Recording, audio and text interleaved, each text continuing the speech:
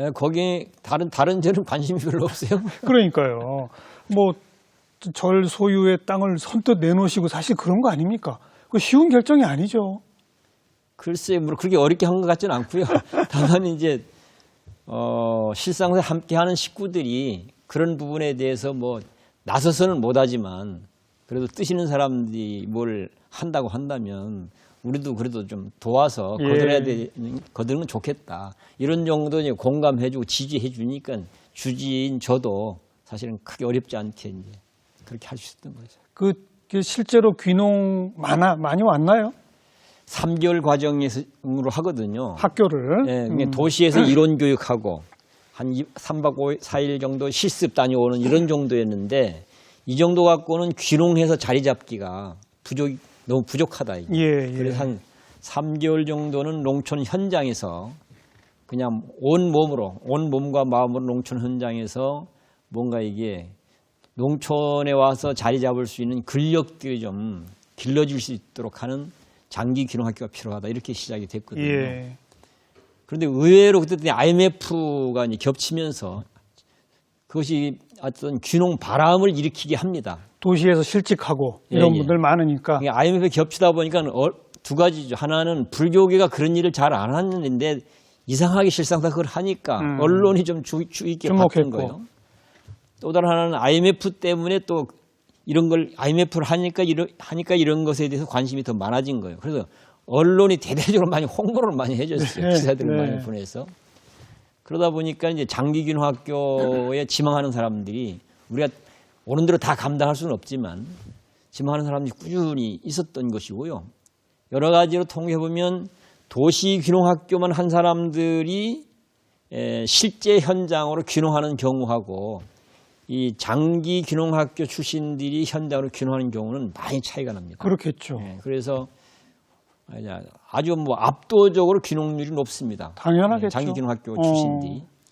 그래서 지금 그렇게 시작이 됐는데 지금 아마 전국에서 면 단위 한 2, 3천 명 면이 되는 시골 면 단위의 귀농자들이 제일 많이 모여 있는 곳이 실상사가 있는 산내면입니다. 지금 한 뭐 600가족 정도 될 거예요. 한 2,000명 중에서. 그래서 뭐 한 귀농학교 장기 귀농학교 졸업한 분들이 한 6, 700명 될 거예요. 6, 700명. 그러다가 이제 이것이 바람이 불고 대중화되어지고 그렇죠. 이제는 국가 정책으로 관심을 갖기 시작하고 지자체에 관심을 갖고 하고 그렇게 되니까 이제 저희들 활동은 그대로 그만큼에서 멈춘 셈이죠.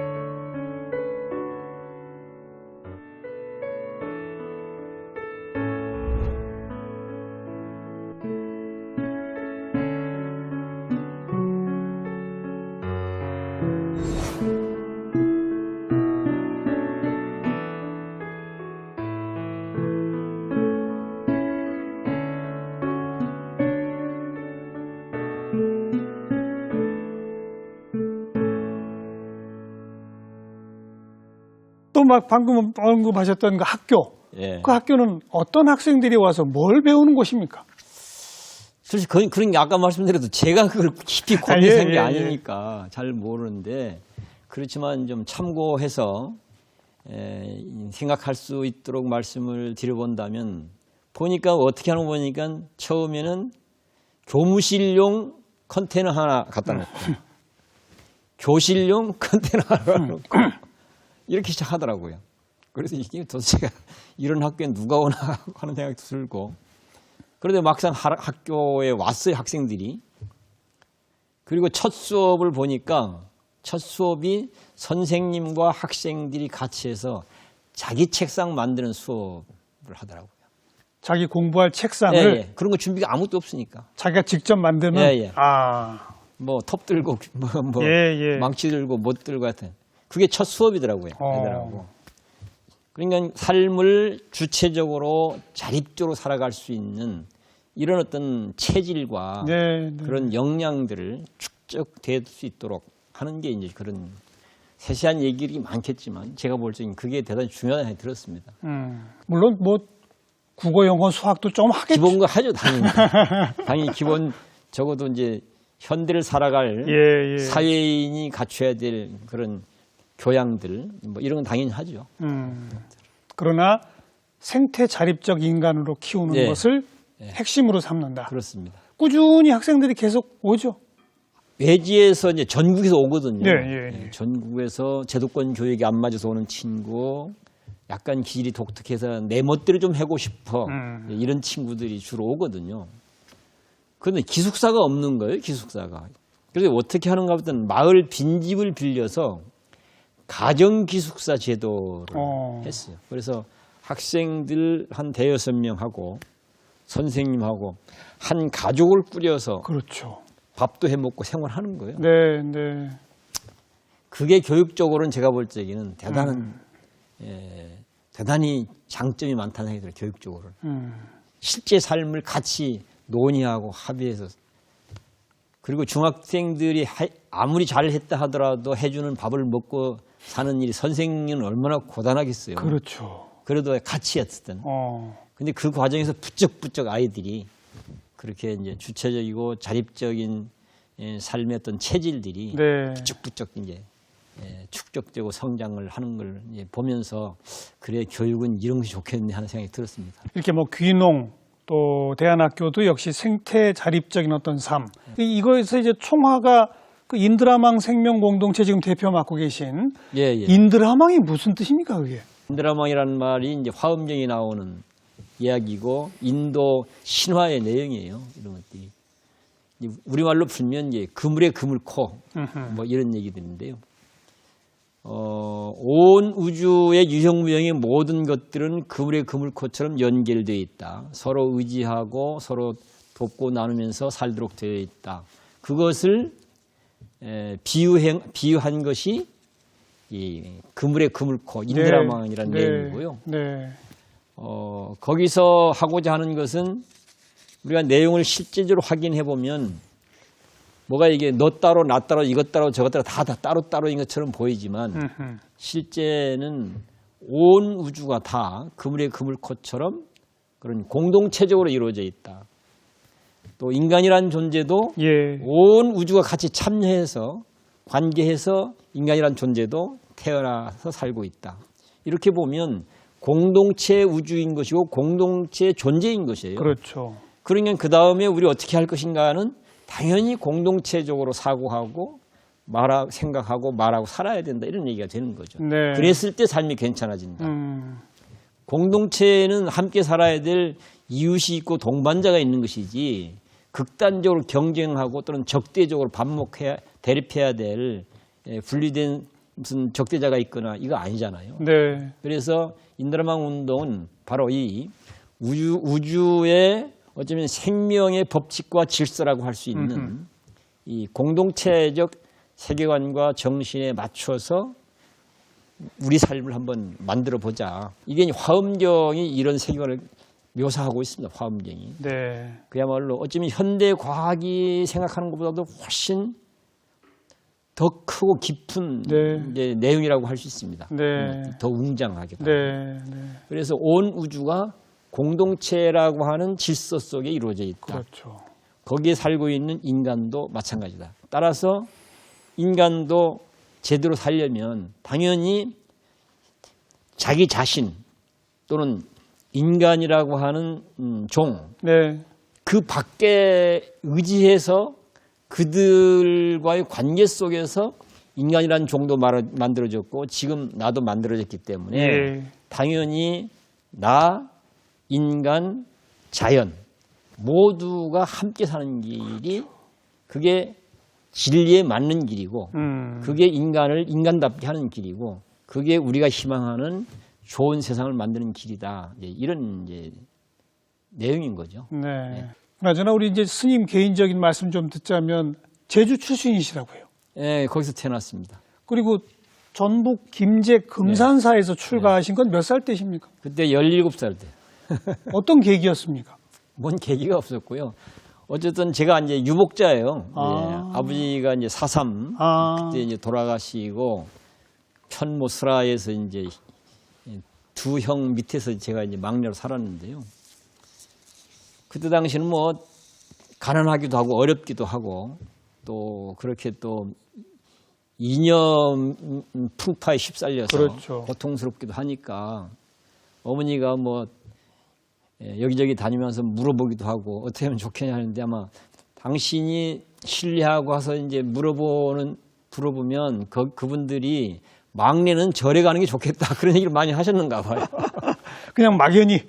그분들은 그러니까 그분들 신앙을 하는 분들이니까. 예. 그런 인연으로 해서 이제 집이 금산사 옆으로 이사를 와요. 네, 집이. 그 이제 미륵 부처님을 신앙하는 분들인데. 네. 그래서 이제 금산사 가까이 오게 되는데, 어쨌든 그런 분위기였기 때문에 집안에 이제 어머니나 형님들이 보이게 보이지 않게 절 쪽으로 이렇게 유도하는 그런 분위기가 있었어요. 막내를? 예. 억지로 막 떠밀지는 않았지만. 그런 과정에서 저는 뭘 모르니까 그냥 뭐 분위기대로 흘러가는 대로 이제 그렇게 해서 절에 간 거예요. 그래서 물으면 저는 이제 자의반 타의반 갔노라고 그렇게 얘기합니다. 그리고 좀 나 세상에 나가고 싶어 이랬을 때도 있었을 것 같아요. 그러면 그런 생각은 안 했어요.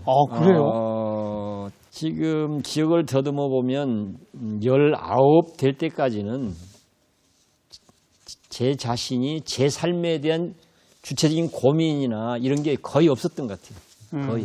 그때 그냥. 다만 좀 못마땅히 생각했다면 놀고 싶은데 심부름 시키는 거 이런 거 이거 말고는 아무것도 생각이 없었어요. 그러니까 절도 그렇게 가서 이제 그렇게 살았고 19살 때쯤에 어머니 위독 소식을 접하면서 인생의 허무감이 아주 충격적으로 나한테 왔고 그때부터 내가 도대체 인생이 뭐야? 어떻게 살아야 되는 거야? 왜 살아야 되는 거야? 이런 고민을 그때부터 시작한 화두를 잡으신 거네. 그때부터 그랬습니다. 그전에는 아무것도 모르고 그냥 흘러가는 대로 그랬습니다. 어쨌든 이제 그렇게 시작이 되어서 이 허무감 때문에 사실은 세상에 어떤 것에도 의미 부여가 안 되더라고요. 삶의 의욕이 그러니까 없는 거죠. 뭔가 이 부분을 풀어야 될 것 같은 생각이 강하게 있는 거예요. 이건 꼭 나만의 문제 같지도 않고 누구나 이건 겪을 수밖에 없는 문제일 것 같고 그래서 어떤 형식을 좀 풀어야 된다 이 생각을 하게 됐고 풀기 위해서 이제 헤매고 다닌 것이고요. 헤매고 다녀서 그래도 그런 것을 풀려면 해인사 같은 데 큰 절에 가서 공부를 해야 된다. 그래서 이제 해인사를 갔습니다. 그때 이제 성철 스님이 거기 계실 때인데. 그래서 이제 공부를 하고 공부해 보니까 결론은 많은 이야기들을 하지만 그 보고 들은 거 달달 묶어서 한마디로 요약하면 그거 다 부질없어. 가서 참선해서 깨달아야 다 해결되는 거야. 참선해서 깨달아야만 그런 거 다 알 수 있어. 결론은 그거였어요. 그래서 이제 또 다 정리하고 이제 참선방으로 뛰어들었죠. 처음은 송광사 선원에서 시작을 했는데요. 돌아가신 구산심 밑에서. 간간 어쨌든 잘 왔다고 그러고 참선만 하면 깨닫게 되니까 목숨을 걸고 해라. 용맹정진. 그렇게 해서 뭐 한 10여 년 어쨌든 활을 들고 깨달아 보겠다고 내 나름대로는 이제 몸부림치는데 끝내 안 되더라고 10년 해도. 10여 년을 뭐 동한 거 하한 거 이거 다 하신 거예요? 예. 어떨 때는 3년 결사도 하고. 뭐 어이구. 3년 동안 그냥 3문밖에 안 나가고. 나가시. 예. 그렇게 한번 10여 년 남짓 나름대로 이제 몸부림치는데 결과적으로는 좌절한 거죠. 결과적으로는 내 방식으로 예. 이제 어떻게 보면 뭐 좌충우돌하면서 여기가 요원셈이죠. 그러면서 많이 걸으신 거고. 그런 고민 때문에 많이 걸은 그렇죠, 거죠. 그렇죠. 절에 있을 때, 선방에 있을 때부터. 지금은 돌이켜 보면 그런 방식으로 제 나름대로 탐구하고 정리해서 이론적으로는 일단 좀 정리를 했어요. 이론적으로는. 인드라망 체계. 예, 이론적으로는 정리를 했고 그렇지만 이게 삶이 되려면 체질이 되어야 되잖아요. 체질이 되도록 만들어내는 작업은 여전히 지속적으로 해야 될 작업으로 이어져 가고 있습니다. 꼭 우리 스님께 한 가지 빼놓을 수가 없는 게 조계종 화쟁위원장 활동을 하시는 거예요. 예. 화쟁이라는 게 무슨죠? 화쟁이라는 게 글자 그대로는 다툼을 화해시켜서 그렇죠. 더불어 함께하게 한다. 예, 이렇게 예, 볼 수 있습니다. 예. 글자 그대로는. 예. 불교 세계관이나 정신으로 보면 우리가 다 편갈라서 이제 아까 잠깐 언급했던 것처럼 창과 방패의 싸움 방식으로 삶을 살아가게 되잖아요. 이거 어떻게 풀 것인가 했을 때 부처님은 그거는 중도적으로 하게 되면 네. 싸움을 풀고 더불어 함께 하는 길이 열릴 수 있다. 이렇게 말씀하셨어요. 근데 이런 세계관과 정신과 방법론을 원효 스님은 당시 신라 땅에서 화쟁이라는 이름으로 사실은 그렇죠. 그 길을 제시한 겁니다. 그 길을 제시한 것이고 어떤 조계종단에서 무슨 마음을 먹었는지 화쟁위원회를 만들어서 그래도 좀 불교 좀 제대로 해보겠다. 네. 그렇게 해서 이제 저보고 좀 일하자고 해서 그걸 맡아서 이제 하게 됐는데요. 저는 뭐 이게 설명하기가 복잡하니까 우리 안으로 보면 종파와 종파 간의 극단적인 갈등과 대립과 다툼을 화해시키는 이론이거든요. 예. 그것을 이제 현장으로 갖고 와서 이제 문제를 다뤄보자고 하는 건데, 최근에 우리 사회 현실에서 저것이 화쟁의 길에서 빛난 성과물이야. 이렇게 얘기할 수 있는 것의 대표적인 하나가 저는 문재인 대통령의 남북 정상회담이라고 봅니다. 그렇죠. 남과 북의 갈등과 대립이라고 하는 게 그건 뭐 극단적으로 우리가 그렇죠. 만날 수가 없는 문제임에도 불구하고 공동의 관심사, 공동의 필요사, 예.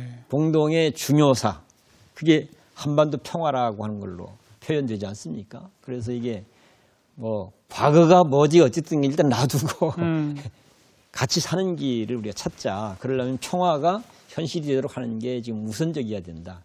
그래서 같이 사는기 위해서 과거 문제도 다뤄줘야 되지.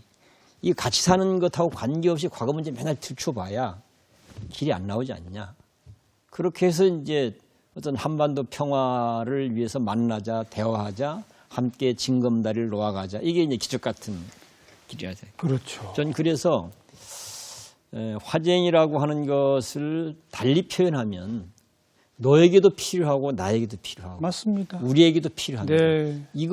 이것을 다 동의할 수 있는 해답을 찾기 위해서 만나자, 대화하자, 지혜를 모으자, 그리고 합의를 도출하자. 이런 걸 저는 화쟁이라는 말로 표현하면 좋지 않을까 생각합니다.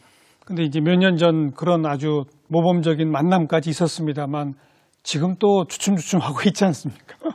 사회는 그렇게 가기는 대단히 어려운 것 같아요. 그렇죠. 왜냐하면 한 번에 못 가죠. 참. 그렇죠. 이게 이제 우리가 경험도 없고 그런 것 그렇게 공부도 잘 안 하고 있고요. 우리가 지금 다 이제 어쩌면 경쟁과 승부의 논리로 거기에 맞춰서 모든 게 이루어지고 있기 때문에 사실은 그렇게 가야 되는 것만은 틀림이 없는데 아직까지는 그렇게 가기는 쉽지 않고 그러나 도처에서 모색은 되고 있다고 보고 있습니다. 그렇죠. 아마 머지않아서 우리 사회도 좀 그렇게 한 발 내딛지 않기나 싶습니다. 결국은 생명과 평화 모든 건 연결되어 있다라고 하는 그러면 답은 정해져 있는 건데. 그렇습니다. 가야 될 길은 한 길입니다. 답은 정해져 있는데 우리 인간들이 무지몽매해서 첫 실천을 번째 못. 잘 모르고 그러니까요. 잘 모르는 것이 핵심이고 두 번째는 인간이라 하는 게 자기 중심의 사고에 빠지게 예. 되어 있는 거잖아요. 예. 그런 한계가 있잖아요. 예. 이제 이것을 통제하기가 쉽지 않은 거죠. 그러나 이 알미 투철하면 이런 걸 통제하면서 가는 게 가능해진다고 보는 거죠. 우리 도법스님 오늘 여러 가지 말씀에서 드러났듯이 그동안에도 굵은 발자국을 많이 남기셔서 좋은 방향으로 우리를 이끌어 주셨는데 앞으로도 하실 일이 많습니다. 아, 이제는 인생 한 겨울에 와 있어, 제가. 아니요. 건강하셔서 앞으로도 계속 우리를 좀 옳은 방향으로 이끌어 주시기 부탁을 드리겠습니다. 제가 이제는 삶을 정리해야 될 계절로 다가가고는 있지만 인생 후반전의 후반이라고 생각하고 더 공들여서 뭔가 할 수 있는 걸 하도록 노력하겠습니다. 감사합니다. 오늘 귀한 말씀 잘 들었습니다. 고맙습니다. 네, 고맙습니다. 네.